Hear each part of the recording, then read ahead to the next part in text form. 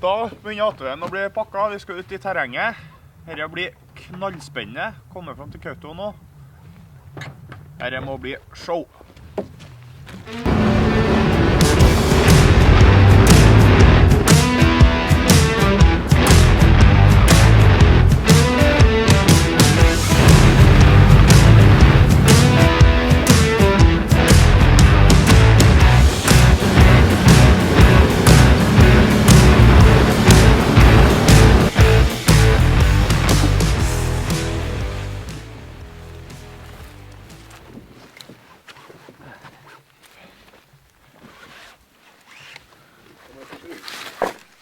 Her skal det gå an å bo, Chris. Her skal det jaggu gå an å bo. Det blir bra. Så du tror Nils Arne blir bra? Jeg tror det blir veldig bra. Ja, vi satser på det. Ja.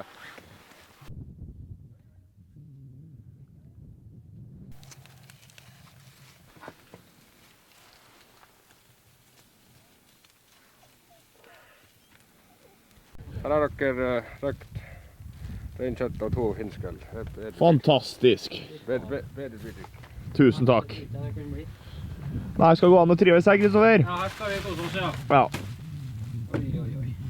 Tusen hjertelig takk. Vær så god. Rype her da, Nils Arne? Jeg håper det. Ja, vi satser på det.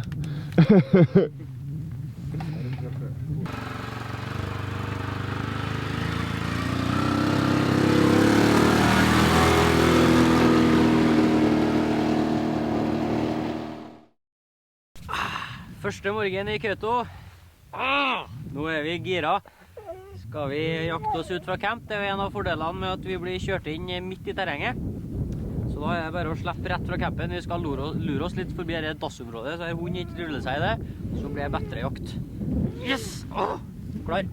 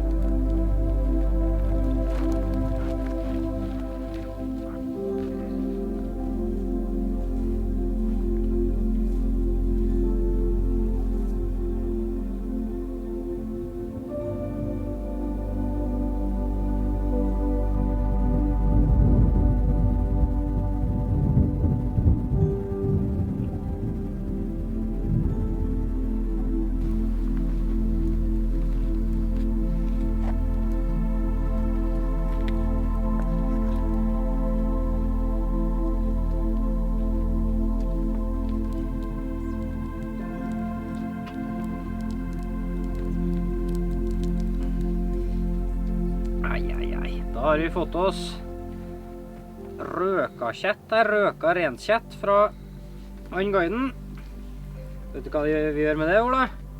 Det koker vi. Det koker vi. Det hiver vi i gryta og koker. Så da skal vi ordne oss rensdyrgryta her, første middagen i Gamma. Det blir helt fantastisk, tror jeg. Lukter nydelig. Det koker vi. Røkakjøtt fra Nils Arne. Brødner vi på ovnen her nå i Gamma. Skal vi lage en liten gryte ut av det. Det må bli supert.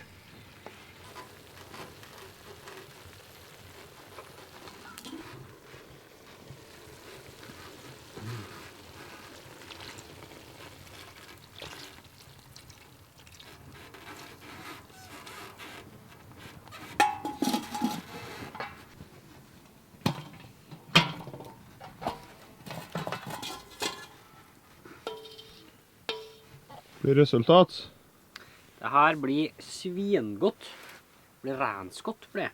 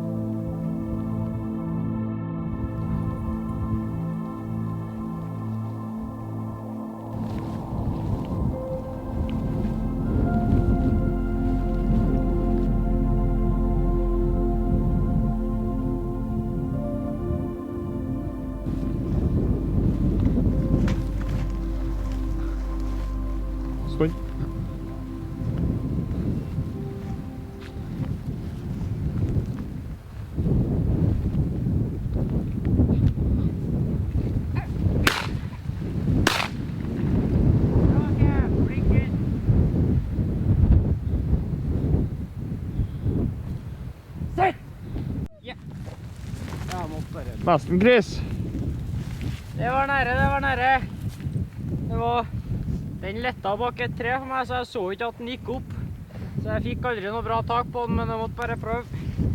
Det var et fint fuglearbeid og en camp egentlig. 100 meter fra camp. 100 meter fra camp, så det går an. Ja da. En enslig steg. Foreløpig. Bra camp. Her var han, vet du. Da er dag 2 i Kautokeino.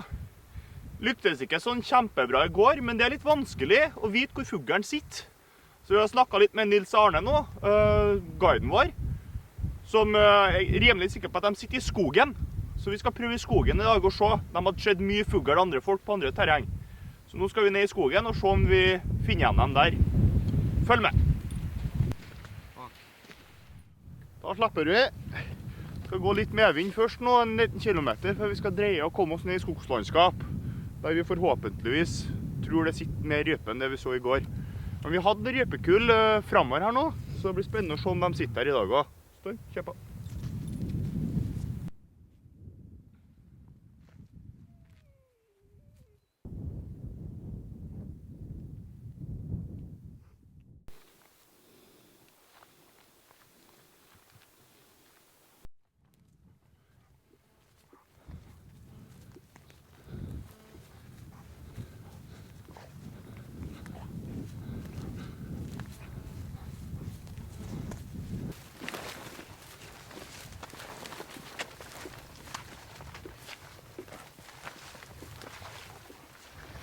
Jeg peker ut dit.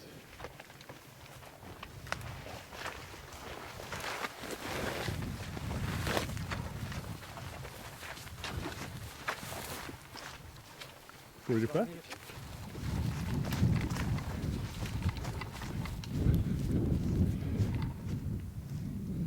Vent. Jeg har det. Der. Bra, Chris! Grattis! Bra cap, kom her! Da hadde vi omsider en fin stand på en cap. Jobbet lenge med dem. Ser dem for å springe på beina foran oss her i tetta. Så ble det en double. Da hadde vi et kjempefint fuglearbeid her og en cap. Ble det 2 ryper. Ikke noe sånn lærebokfuglearbeid, men jaktmessig veldig fint. Han tok stand og gikk på og sporet, og ny stand og sporet og gikk på. Og da fikk jeg se at rypa for å sprang på bakken foran en cap. Så da måtte jeg bare springe fram og komme opp i, og da så jeg på bakken, og så tok jeg i flukt, og det var steggen. Så det var artig. Gratulerer. 2 ryper for en cap. Oi, kom her, gutten. Første dublen for en cap, faktisk. Fin gutt. Fin gutt. Det var rypa. Det var rypa. Fine gutten. Fine gutter.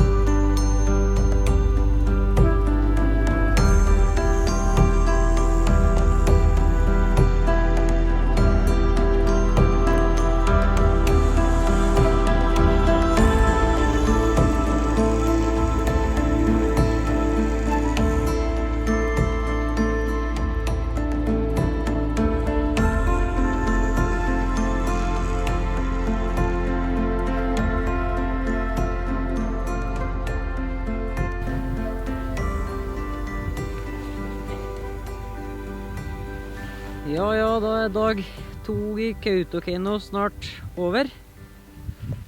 Vi har vært ut hele dagen. Det har ikke klaffet helt. Det har rett og slett ikke vært så mye fugl på terrenget vi er i nå. Det er jo litt absurd å være oppe her, for det er jo så enormt store områder. Og det vi opplever er jo at vi er midt i løvfellinga akkurat vi er her nå. Så da har rypa flydd ut og sitter de plassene der den får sitte i fred for løvfellinga og alt som følger med det. da er det sånn som det her da, trenger vi ikke å være noe mye fugl, og så kan vi komme inn i områdene der det er bra, og da kan det være veldig bra. Så, men det er jo en enorm stor opplevelse da, å få oppleve de områdene her, og selv om vi ikke har hatt sinnssykt bra jakt akkurat de 2 første dagene her, så har vi jo hatt enormt store naturopplevelser for de. Og det jakta handler om. Det handler ikke om å skyte mest mulig fugl, men å få oppleve naturen på sin beste side. Så nå blir det ned til Gamma, fyre litt i ovn, ta seg litt eventyrbrus, og så blir det rypemiddag i dag. Blir det. Da skal steggen til en kapp til pers, og ja, det var godt altså.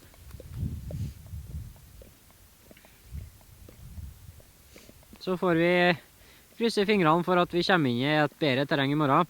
Jeg har snakket med guiden, og han har fått rykter om at noen omkringliggende terreng her som ikke er så veldig langt unna, dem har det vært vanvittig bra de 2 dagene her. Så da blir det vel også å prøve å oppsøke biotopene som er på de områdene. Det har jo vært bra jakttrykk på akkurat de områdene nå, så da skal vi kanskje unngå det, men vi skal i hvert fall prøve å oppsøke den samme biotopen. Skal vi. For det er en ting som er sikkert, og det er at de sitter ikke i den biotopen vi har vært i nå. Ikke.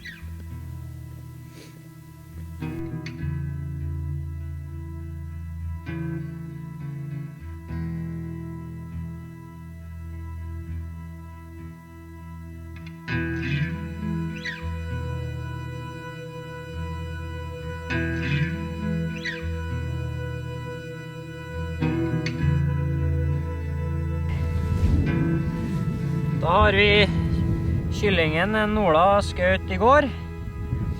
Og som du kan se, så er det ganske stor forskjell på fargen på kjøttet. Hvis den ser her da, så har vi 2 filer fra steggen min, 2 filer fra en stor kylling. Ja, det er en stor kylling altså. Og sammenlignet med en liten kylling. Det ene ser du at den er mye mindre. Det andre er at det er en del mindre farge. Og blant annet da så får du en del mindre viltsmak. Men på mange måter kanskje nesten litt bedre. Litt mildere smak på, og ikke minst en del mører. Så det er artig å ha med seg. Skal vi skjære ut i andre, og så skal vi se på kråsen. Se hva han har spist. Ser man her når man åpner opp rypa, her har man der brystfilene har vært. Litt over opp i halsen så har rypa noe som kalles for krås. Der var det helt tomt på den her. Da ser vi på en av rypene vi skjøt i dag. Her har jeg allerede åpnet, ser du. Og her er det fullt av godsaker. Og her er litt sånn detektivarbeid, spesielt nå når vi sliter litt med å finne ut hvor rypene er igjen. Da kan du skjære opp i krossen, se hva han spiser. Jo, vi har noe bær. Blåbær har vi her. Knopper av lyng som er spist av. Ikke noe sånn spesielt det her, det er jo veldig vanlig rypkost. Men Var det noe klokker? sett i sammenheng med løvfalling og sånne ting, så kan det kanskje gi et bilde da. Vi må oppsøke plasser med bær. Plasser med litt løv. Og plasser der fuglen er. Det siste er mest utfordrende. Ja da.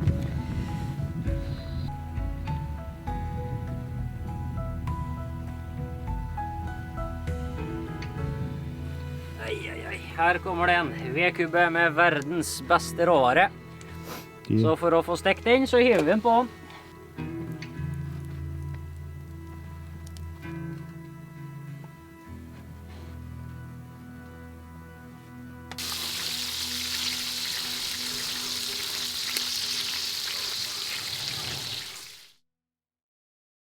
Dag 3 på vidda. Vi har slitt litt med å finne fugl de 2 første dagene. Det er litt vanskelig, det er løvfelling, det er frostnatt, det er litt forskjellig. Men guiden vår Nils Arne har gjort det han kan for å prøve å finne ut hvor fuglen er. Nå har vi fått en hotspot her. Så vi skal prøve nedover et fint, egentlig et veldig fint drag. Det er noen myrer og en del skog nedover her nå. Se om vi finner hvor de sitter. Jeg har snakket med flere som sliter med å finne ut hvor fuglen er i Kautokeino akkurat nå. Så vi får se om vi lykkes. Storm, kjør på.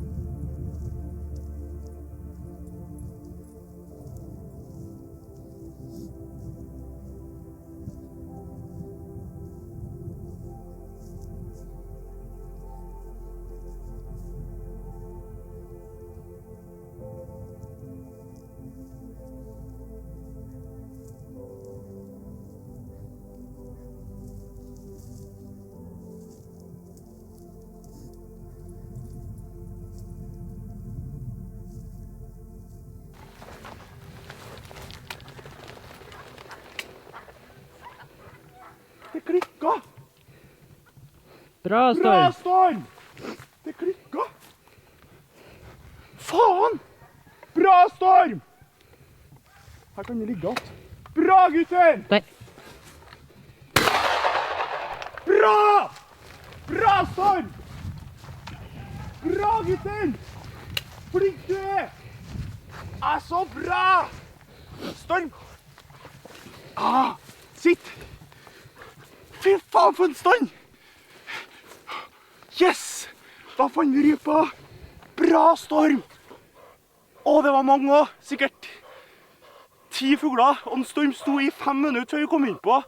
Rypa sprang, så klikket første skuddet. Fikk ikke jeg gå andre skudd. Yes! For en hund! Du er bra. Bra, Storm! Det trengte vi. Fy faen for en hund. Superarbeid. Helt prima. En herlig lunsj. Det blir en fantastisk lunsj. Jeg snakket om kanskje verdens fineste råvare i går kveld, men det er ikke langt unna med villaks heller, altså. Har vi fått røka villaks av denne guiden her. Det står ikke på når vi er på tur, Ola. Nei. Vi har det godt oppi her. Vi har det alt for bra.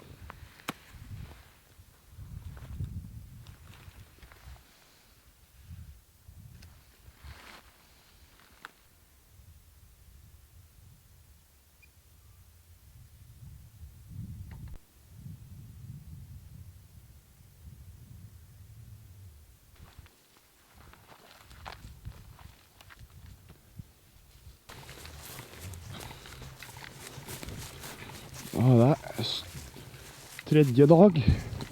Klokka er 5, stand på Kapp. 100 meter fram.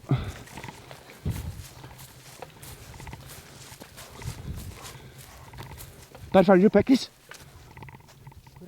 Rett fram. Der var Kapp. Der, ny. Den kommer rett mot.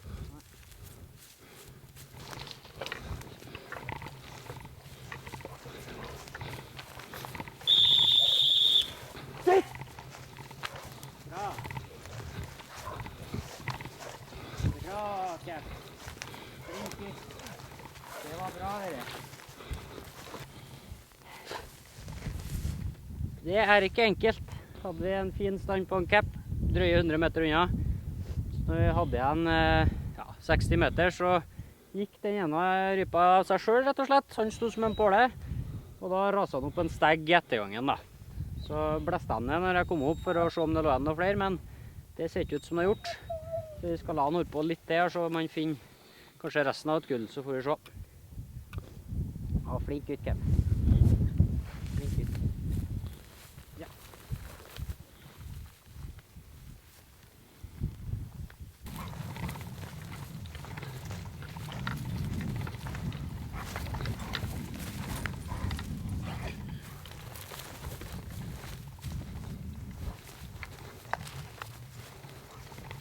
Bak.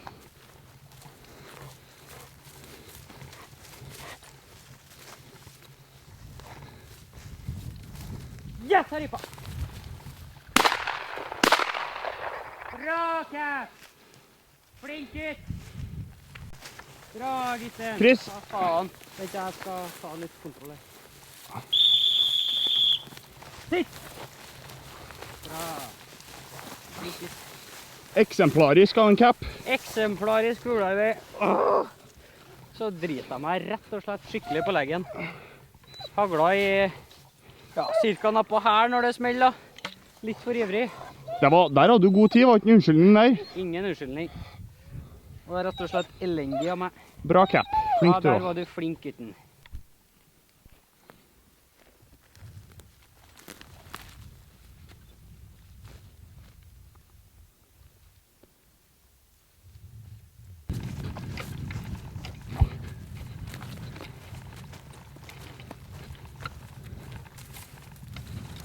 Der. Bra! Fantastisk! Ja, gutten, kom her! Kom her! Oi! Å, du er dyktig! Å, du er dyktig, kom da! Hva skjedde der da, kongen? Double trouble! Hadde vi en kjempefin stand av en cap. Sto 70 meter unna oss. Vi skjønte at her ligger det åpent, så her er det fugler som springer, så hadde vi litt travelt. Så kom vi oss oppi, var vel strengt tatt nære unna en tjuvreis da. Jeg tipper en så rypene foran seg. Storm. Men da banket jeg på litt langt hold. Så fikk jeg den. Og i samme skuddet så fikk jeg den. Og den lå på bakken. Så den hadde jævla uflaks at den her har passert akkurat når det small. Men flaks for meg. Yes da! For en avslutning. Vi er privilegert, altså. Se det været her da. Se det været, se det landskapet. Takke til Nils Arne for dette her, altså. For en fantastisk fin dag har vi hatt. I vakkert vær. I vakker natur. Og med vakre fugler. Å herregud, så herlig. Bra, Chris. Grattis. Yes! Bra. Og etter den bommen før i dag da. Bra. Herregud. Bra cap på dere. Ja, kjempebra. Kapp. På jobben. Takk for hjelpa. Og takk for hjelpa. Å, fine gutter. Å, du var dyktig, gutt. Å, du var dyktig, gutt. Å, du var fin. Det er vakkert, Ola. Helt fantastisk nydelig. Enestående opplevelser her, altså. Du føler liten, det. En kjempedag. Bra med fugl, fantastisk terreng, nydelig vær. Kunne ikke hatt det bedre. Så nå skal vi få gå 20 meter inn i Gamma. Kose oss med litt varme og hamburger. Så dette har vært en fantastisk dag. I morgen skal vi jakte med Nils Arne, så det blir jo kjempeartig. Guiden, han som tipset oss om hvor vi skulle gå i dag, og lyktes godt med det. Kudos til Nils Arne og Biaton. Fantastisk her, altså.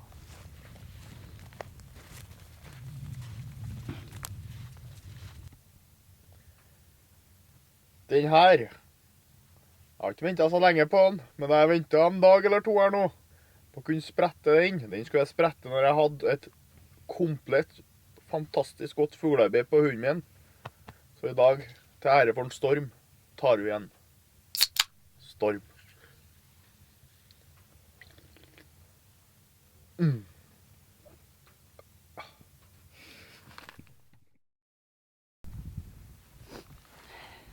Siste morgen i Kauto. Det er litt tussig at det er siste dagen. Vi skal se om vi finner noen fugl. Vi blir hentet ned i kveld, så ettermiddag.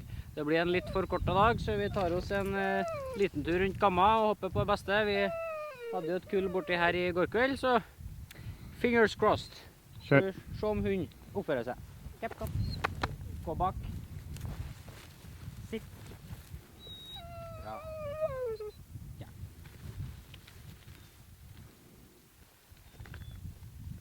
Sånn på en kepp, 60 meter.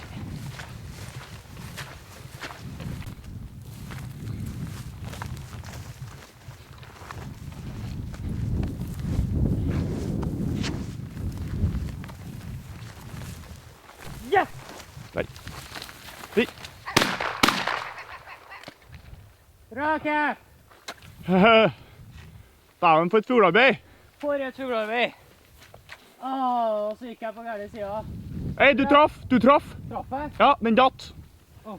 Rypa datt. Da må vi gå etter og lete. Yes, jeg så det. Åh. Tydelig treff. Jeg synes jeg hadde bra tak, men Ja, den datt. det var mye dritt imellom. Grattis, Chris. Vi må se om vi finner. Ja, vi må lete. Det var dyktig! Hva skjedde, Chris? Vi hadde et superflott fuglearbeid av en Cap på en enslig steg. Letta på gærlig siden av et kjerr for meg, så jeg fikk liksom aldri en sånn supertak, men jeg synes jeg hadde bra tak.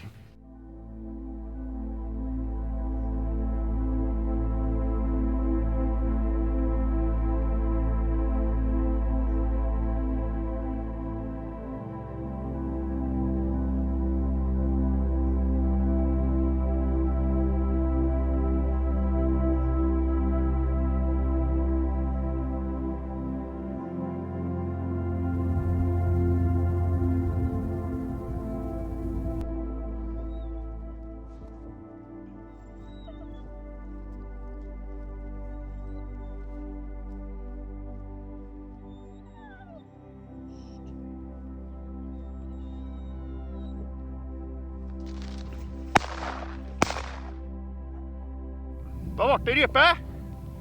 Kjempesituasjon av en storm. Vi har hatt masse rype i dag. Vi har faktisk vasset i fugl.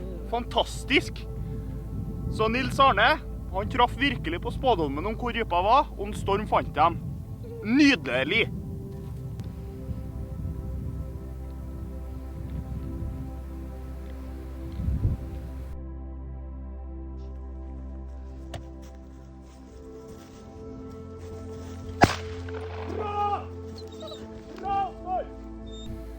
Da ble det nok rype for en storm her nå. Fantastisk hva den hunden leverer i dag, altså. I dag har det, både i dag og i går, så har vi virkelig løsnet for oss. Ble den voksen, jeg tror det er en rypsteg her. Jeg hørte ikke noe lyd, men det var bra skutt i, og det var enormt funnet av en storm.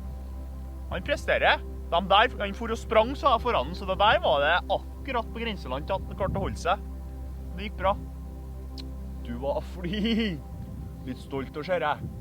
Å, han er stolt, altså. Fine gutten har funnet rypene i dag. Ja, skal vi finne flere da? Vi har 600 meter til camp nå.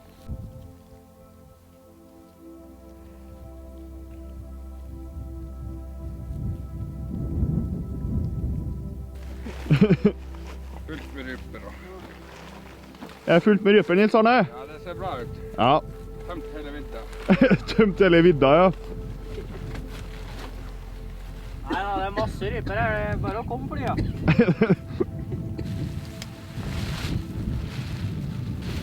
Legg ned med.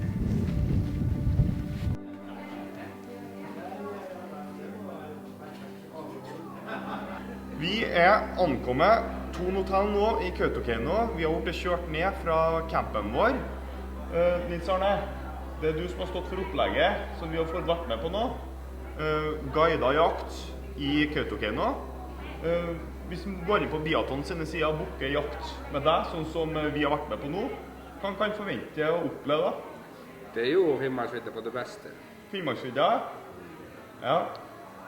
Og vi har jo enorme områder. Ja, for det var litt av det jeg ble overrasket over, de enorme områdene som er her, og hvor vanskelig det kan være å finne fugl hvis du ikke er lokalkjent, faktisk.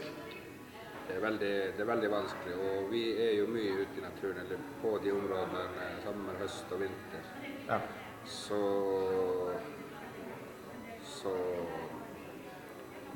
klarer vi egentlig å tilpasse oss der hvor rypa er. Hvor vi fører stort sett folk dit hvor det er rypa. Ja, for det vil nok se, har nok noe skjedd i filmen nå. Vi har hatt 2 vanskelige dager i starten. Jeg har slitt litt med å finne ut av hvor fuglen var. Ja. Og så ved rette kontakter, vite hvor er det egentlig de kan ligge på tida her med løvfelling, så lyktes vi ganske bra. Men det er faktisk til slutten av 2 fantastiske dager. Hvordan er det med camp og den biten der som du pleier å ha, Nils Arne? Campen er jo veldig grei. Der har du egentlig alt av fasiliteter, så bruker jo gjestene, de har jo egentlig bare med personlig utstyr.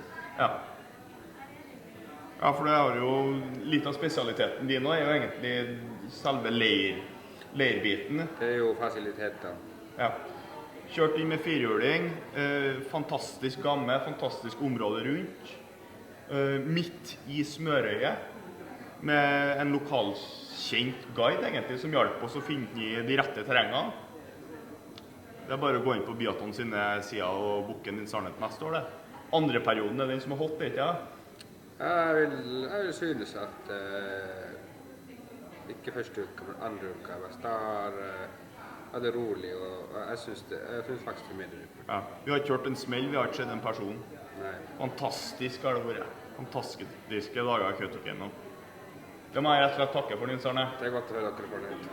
Fantastisk.